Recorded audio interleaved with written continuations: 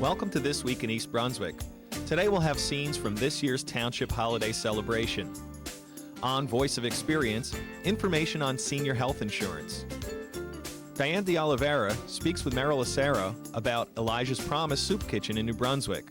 And Playhouse 22 is celebrating their 10th anniversary of presenting A Christmas Carol. We'll have a sneak preview and information on performances.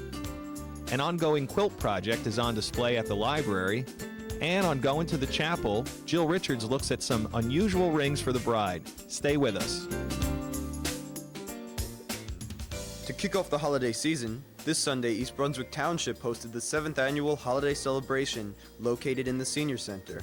Festivities, which were led by Council President Don Klemp, included lighting a Christmas tree and Hanukkah menorah, an adult chorus performance, and a surprise visit from Santa for the kids. Now, here's the adult chorus led by conductor Kathy Spadafino.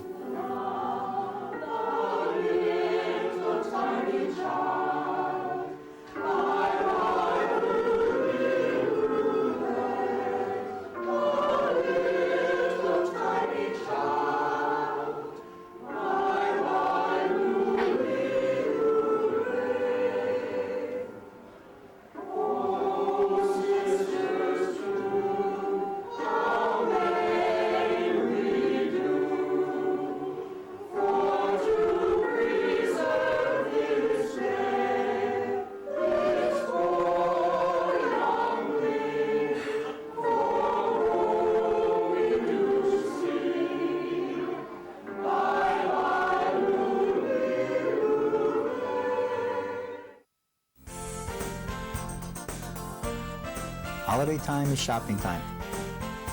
When you think shopping, think East Brunswick. East Brunswick means bargains, wheels, and sweet deals. The latest fashions for your family and for you. And your best friend too. Keep your best foot forward on land or on snow.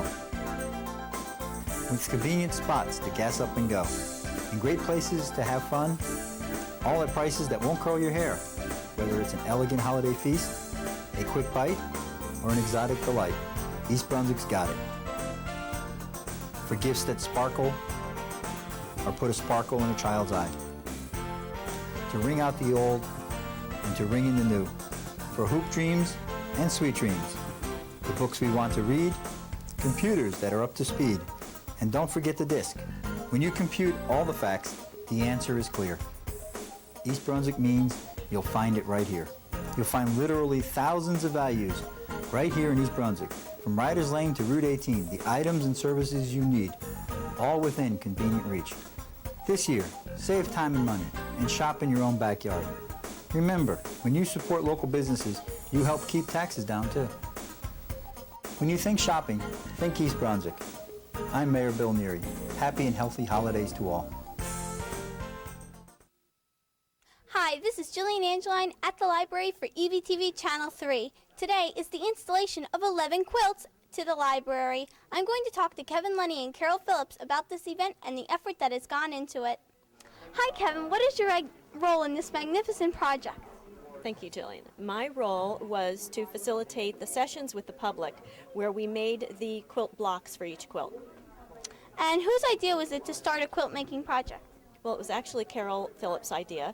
She approached me after having a one-woman show here in the library in January of 2000, and that was because I think the quilts are, my own quilts are very large and they fill up the space in the library and they're very colorful. And the public had such a positive reaction to them. They wanted to know who I was and what these things were they were looking at. And she said, I really enjoy having them hanging in the kids section because we've gotten such a positive response. Do you think you can make some quilts for me? And I said, let's see if we can find some money. And so she actually researched and was awarded the Tipping Point grant from the Karma Foundation. Wow. Well, when did this begin? Let's see. January of 2002 is when I believe the first session was, and the grant process started months before that. And what is the purpose of this project? The purpose of the project, as defined by the Karma Foundation, was to provide an opportunity for community to come together and to celebrate the concept of community.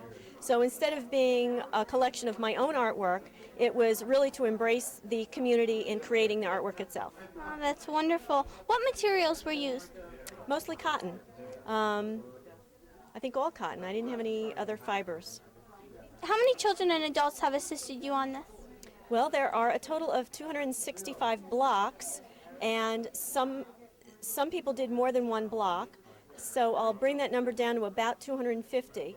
The last session, we were so overcrowded, and we had the last quilt, and we could only do so many blocks because we had to finish the project, so we actually had some children doubling up or tripling up on blocks. So I'll say between 250 and 264. That's amazing. Do you plan on creating more quilts as a project for the library? If they ask me. There's not too many 65-foot walls we can come up with, though. But I will continue after this project with my own artwork, and I'm actively pursuing getting my artwork in shows. Well, thank you, Kevin. What a wonderful display. Thank you. First of all, what is your role in this magnificent project? I was thinking about different projects that the library could embark on and knew that we needed something in the Youth Services Department. We have a wall that's very blank and very white, and I thought that something having to do with children's art could really brighten it up. And when I had one day been talking to Kevin Lunny, our local fiber artist, we together came up with this idea to propose quilts done by children and then would be on permanent display in the library. What will happen in today's installation? Well, today what we're doing is we're presenting the quilts to all the participants and making sure the children and the adults can come and see what has been done. We wanted people just to have time to look at the quilts because once we hang them up, they're a little bit higher and not as accessible to everyone. And then what Kevin is inviting people to do is to actually write about the squares that they've made, and we will archive those in a book and keep them with the quilts. And how has this been funded? The funding for this project came from a tipping point grant from the Karma Foundation with additional funding provided by the East Brunswick Friends of the Library. Wow. What are the categories for the quilts? We have 11 different quilts with 11 different themes. My library, my friends, my favorite place, my favorite animals, my favorite sport are just a few of the categories. We were trying to think of things when we thought of the categories to think about what children relate to, my community, my country, just everything like that. And we think they're really representative of how kids look at things. That's a great idea. Which quilt is your favorite? Oh, of course, my library. It has to be. It's great to see EBPL imprint on a quilt. It was written and quilted. It's great to see the computers, the books, and everything we represent and the hearts that love their library. So come on over to the East Brunswick Public Library to check out the cool quilts and the amazing endeavor that has gone into their making. For This Week in East Brunswick, I'm Jillian Angeline.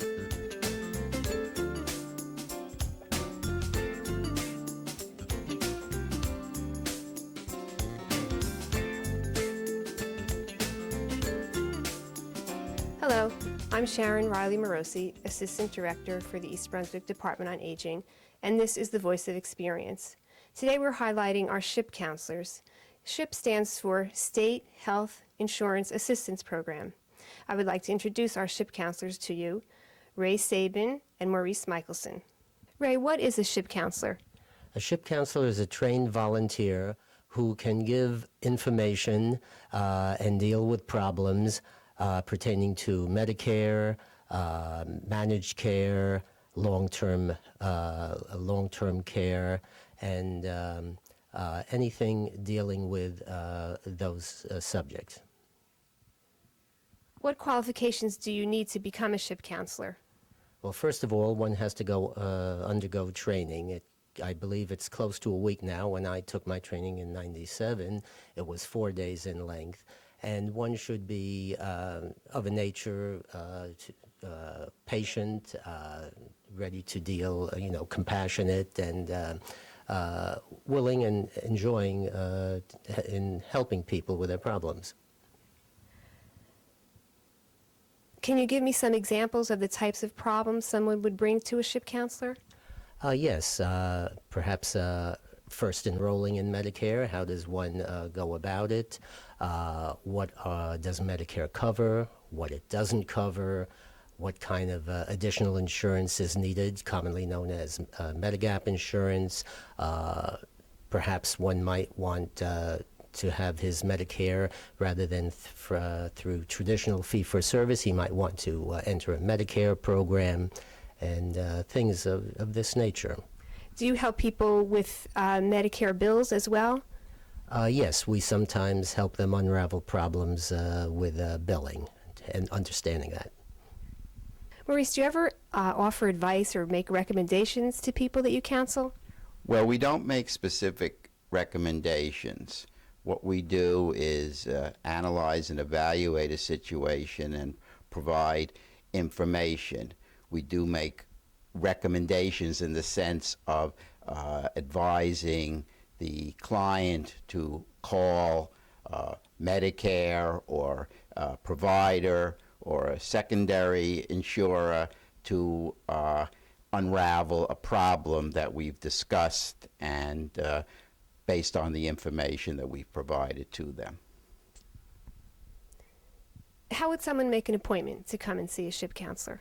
Well, that's very easy. All of the SHIP counselors work at one or more sites. So in this case, all you would have to do is call the East Brunswick Senior Center and ask to speak to a SHIP counselor, and an appointment will be arranged for you. And what types of documents should people bring with them when they come to an appointment? Now that's very important.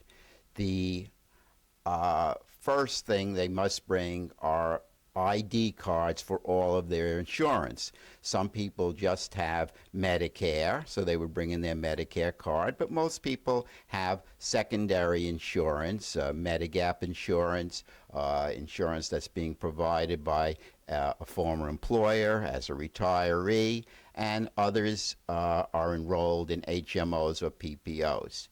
Also important is if it's a secondary and it's not Medigap, for example, through an insurer, then you should also bring in your plan booklet so that we can evaluate what kind of coverage you actually have, since often the questions are related to why isn't my insurer paying for the coverage. Okay. For more information on SHIP counselors or any other programs available through the East Brunswick Department on Aging, please call us at 732-390-6896. And please remember, the East Brunswick Department on Aging is here to help you and yours age successfully.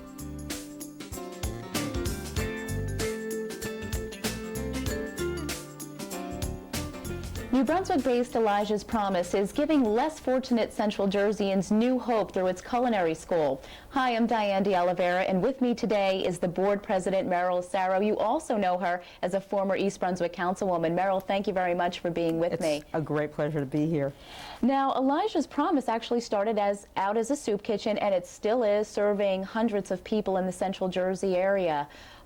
So tell me about the background of it. When did it actually get started? Elijah's Promise Soup Kitchen. Yes. The soup kitchen itself started in 1989, and we started out of serving meals on the street. Some of us were serving dinner on the street, and we merged with some churches in the area who were serving lunch, and it became what we have today. We are currently serving over 100,000 meals a year. 100,000 meals a year. It is. Yeah. It's just, people forget that how many people live in hunger. And people would be surprised to know that 45% of the people that come to the soup kitchen are employed. People tend to think that people who come to the soup kitchen are not working, but they're working and still can't make it. Yeah, and I can imagine the numbers must be going up over the past 2 years with the way the economy has been. We're seeing more children, more senior citizens. Hunger is, people don't realize how much hunger affects everyone around them. But I have to say we're totally blessed with so many people who volunteer. We have over 500 permanent volunteers that come to the soup kitchen every year. And so many people from this community and our surrounding communities have really helped us feed the needy. The soup kitchen is located right in downtown New Brunswick, right? On 18 Nielsen Street, which is just off of Commercial Avenue and between Route 18 and George Street. And it's open to everyone in the area. Now, Elijah's Promise developed into a multi-service agency, and one of the things you're most proud of is the culinary school. Yeah, that's like our baby. And I guess that was 1997. We started thinking, we're doing so well at the feeding program, and we've had such tremendous community support, that we started thinking, well, what can we do to help these people, to empower lives? That's really one of our missions, empower lives. And we took a model from Washington, D.C., where they had started a culinary school. And with the work of other volunteers and other board members and our staff who went to D.C. and came back here and started a 17-week program, the culinary school, which became our Promise Jobs Culinary School. And I have to say that we have had such great collaboration from so many sectors of this community, from local corporations, local restaurants, the New Brunswick Adult High School is in direct collaboration with us, and their faculty teaches our students in the morning. We're certified by the New Jersey State Board of Ed as a vocational school. It's been a wildly, wildly successful program. And one thing, too, is there's always a demand for cooks. Who doesn't love to eat, right? You got it. So it's at least it's a profession somebody can go into and almost be guaranteed a job, or at least know that there's always a need for that. I mean, that's what we're so excited about, Diane, that we have graduated almost 200 students already, and they have moved into jobs that are jobs that make them more than self-sufficient. I was just talking to our executive director last week about how some of our students are doing, and she was saying, you know what's so nice? They are working, so many of them have bought cars for the first time in their lives, felt the freedom to be able to do that, and aside from being able to put food on their table and a roof over their head for their children, they're also able now to even take vacations and do things where they've really moved out of that cycle of poverty. And you know, that's really why you want to encourage people to work, not just so they can continue to be poor, but they can move out of that cycle. And we found that the school has done that for so many people. Now, you mentioned you've graduated almost 200 students. How many are eligible at a time to start the class, and how do you become eligible? Okay. Who is eligible? I think we try to keep the classes at probably 15 to 20 people. The students are referred to us through other agencies. They are also referred to us through unemployment office. Some people who are underemployed, some people who have been downsized and lost their jobs are referred to us through workforce development, and they have to have a minimum 6th grade education. I mean, I don't mean that, I mean a minimum 6th grade reading level. And then they go through a screening process, and just so people understand, it's a rigorous, rigorous program. And while it's 17 weeks, we expect attendance, we expect good academics, we expect good work habits, and that's who will graduate, the people who meet all of the standards. And we have found that we have been so successful that our first year, the Frog and the Peach restaurant, where we had one of our students, the head chef there, Eric Hembrecht, said, you know what, you guys are doing such a great job. I want to do something for you. And out of this came our most successful fundraiser that's become an annual event, and that is Chef's Night. So he got together other chefs from very good restaurants, and they put together a Chef's Night for us, which helps us raise almost $60,000 a year just from that one program. But because he was so impressed with the quality of our students, so that was just terrific for us. And real quickly, Meryl, you have a capital project program that you're kicking off for the culinary school? Yes, and thank you for letting me speak about that. We were, because the program has been so wildly successful, we were able to buy a new building. We're in the middle of rehabbing it, and we have launched a $1 million capital campaign. So we will be doing significant press events over this campaign and reaching out to the community. But it'll give us the opportunity to broaden the program, to be able to do, have more people eligible, so it's not just 17 weeks, people who might want to come evenings, and people who might want to come for specialized education and maybe baking, and we can do some community education, like cooking for diabetics, cooking for heart-healthy programs. So we're really excited about that part of the school because it's been such a great success for us. And where's the building located? That building is on Livingston Avenue in New Brunswick. We're not there yet. We're hoping by the end of the year that we'll have been renovated and ready to move in, and everybody will hear about it when we do that. I wish you lots of luck. For people who do want to make a donation or find out more about Elijah's Promise or the Culinary School, what can they do? They can call Lisanne Finston. It's Reverend Lisanne Finston, and she's at 732-545-9002. And just ask for her. If they want to make donations, they can do that. If they want to know more about the Culinary School, they can ask for Chef Pearl. She's at extension 13. Thank you so much, Meryl. For Making a Difference, I'm Diane de Oliveira.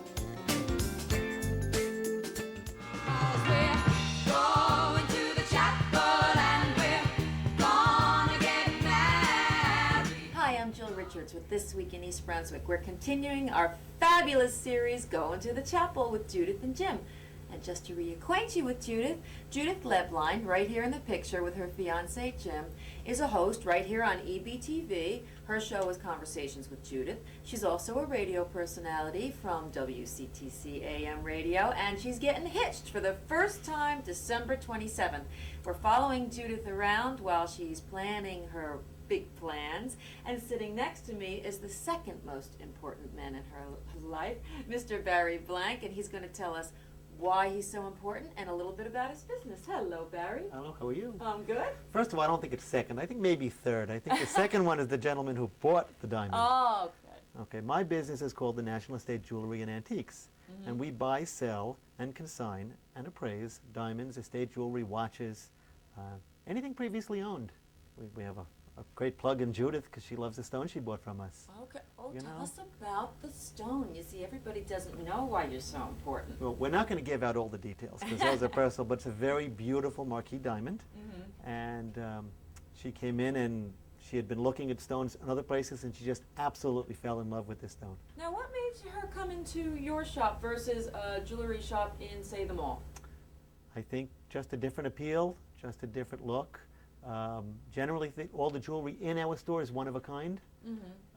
Buying estate pieces is a place you can definitely save money at a much better price than other places. I mean, when you buy something previously owned, you're not having to pay for the manufacturing of the item any longer, and you get great deals. Oh my God. Do you think that she or other brides might be interested in a Victorian-y look, you know, different than a classic look, maybe colored stones or a piece of jewelry that someone else has owned before where there's a little history and romance? Sure. So you see brides come in? All the time. We have a very big engagement ring business, actually, and wedding rings. We do custom work. Okay. And I personally am a graduate gemologist, and I studied in Gemological Institute of America. Well, tell me a bit about gems. What does a bride and a groom look for when they're looking for a diamond? We always get confused about clarity and numbers. You know, when you're looking for a diamond, you want something of a nice color. You don't have to have the best unless that's what you want, but you want something that generally doesn't look yellow. There are different grading scales. You want something you don't see the inclusions in, or the black and white flecks. Yeah, you have to explain these things. Right, of course you have to explain. The best color in a diamond is D, and when they get yellow, it goes down towards the end of Z. And most diamonds that we see in our business are anywhere between D and LMN, which is very yellow. And they have their place too, because you can certainly buy them at a lot lower price. But, what about shapes? Are there any trendy shapes? The most popular shape now is round, followed very closely by princess. Yes, yes. Okay. I would have said princess, but round is still leading the way. Leads the whole market, but princess is neck and neck, and everybody wants princess diamonds. Gold, platinum, silver? Platinum is really the rage, but what's happening now is a lot of mixed metals. They're mixing platinum and yellow gold. Well, what look is that like? Can you see the difference? You can definitely see the difference. It's a yellow gold and platinum, not white gold, because it would be pointless to mix platinum with white gold. But the yellow gold brings out the platinum. It just brings out the whole look of the ring, and Very nice. Well, you've got a sensational shop here. Well, We'll thank show you. some shots of that. I think there's also beautiful ideas for wedding gifts. Sure, sure. If you'd like to, one more time, give our viewers the name of your business and perhaps a phone number or a place Sure. they can reach you. Okay, this is National Estate Jewelry and Antiques, located on Route 18 next to Kinko's, and our phone number is 732-565-1120. Okay, I'm Jill Richards. This is Barry Blank. We thank you from East Brunswick Cable for tuning in. Don't miss the next episode. It's Hair and Makeup with Judith Lebline. You absolutely can't miss it. It's so much fun. And then after that, stick around for December 27th for the nuptials themselves. We'll see you next time. You owe me the matter of £20, I believe. Well, if you want to pay, come to my place of business. I don't conduct my affairs in the teeth of inclement weather. Hi, my name is Tony Adace. I am the director, and I've adapted this year's show, A Christmas Carol. I am happy to say that this is our 10th anniversary. When we first started, we were going to do it from a year, maybe 2, but it's become so popular that now it's 10 years. Christmas Carol starts on Friday, December 12th, and runs through Sunday, December 21st. Showtimes are Friday night at 8 o'clock. There are 2 shows on Saturday, one at 3 p.m. and one at 7 p.m. And our show on Sunday is at 2 p.m. And as I said, it closes December 21st. We've performed this for 10 years. It is based mostly on the book and on the Alastair Sim black and white Christmas Carol that we all love, the 1951 movie.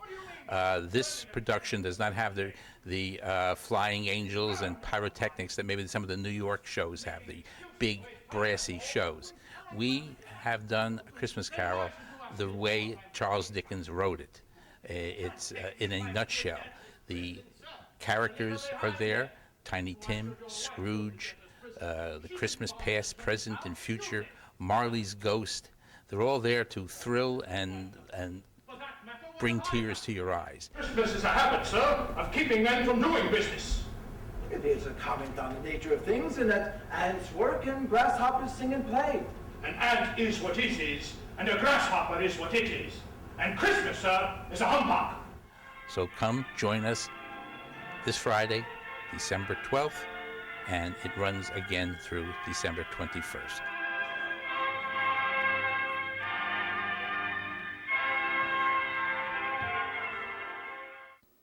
We'll close tonight with scenes from the snow day at East Brunswick High School, where Mayor Neary and winners of an essay contest took the first rides on a new product, the Captain Avalanche Sled. Tune in next week for the whole story.